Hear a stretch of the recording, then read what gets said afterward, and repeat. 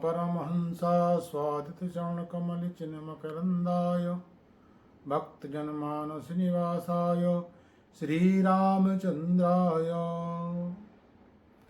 श्रावण मास की पंचमी को नाग पंचमी कहा जाता है। इस दिन नागों के पूजन का विधान माना जाता है। नाग भगवान शिव के आभूषण माने जाते हैं। भगवान शिव में और नाग में, नाग और शिव में कहीं कोई भेद नहीं है। नाग के पूजन करने से शिव का पूजन भी माना जाता है। इसलिए लिखा है श्रावणे मासी पंचम्याम शुक्ल पक्षे नराधिपो द्वारस्यो भयतो लेख्या गोमयेन विशोल्वणा। तो श्रावण मास की पंचमी को नाग का पूजन करना चाहिए। नाग के पूजन में दूर्वा, कुश, अक्षत, दही, दूध का प्रयोग करना चाहिए। दरवाजे के दोनों ओर बड़े बड़े भयानक विषधर सर्पों का चित्र बनाना चाहिए और चित्र बना करके उनका पूजन करने से आप समझ लीजिए व्यक्ति को पूरे वर्ष भर सर्प की व्याधि से, विष की व्याधि से उनको मुक्ति हो जाती। न तेषां सर्पतो वीरो भयं भवति कुत्रचितो। तो उनको कदापि आप समझ लीजिए भय नहीं होता है।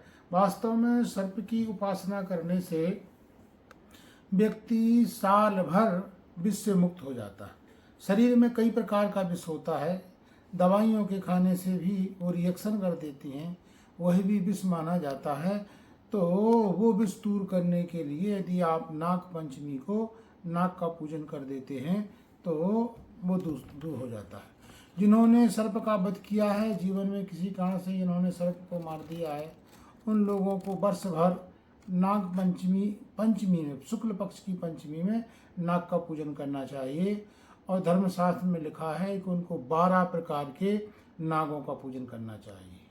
जिस महीने वह सर्प का वध करते हैं उसी महीने से अनंत नाम के नाग का, वासुकी नाम के नाग का, शंख नाम के नाग का, पद्म नाम के नाग का, कंबल, करकोटक, अश्वतर, धृतराष्ट्र, शंखपाल, कालीय, तक्षक और कपल, ये 12 नागों का पूजन करना चाहिए। जो 12 नागों के पूजन को करता है वह विष भय से मुक्त हो जाता है। इसलिए प्रत्येक आस्तिक को नाग पंचमी को अवश्य रूप से नागों का, सर्पों का पूजन करना चाहिए। और नाग के पूजन से हम और आप सब विषय मुक्त हो जाते हैं।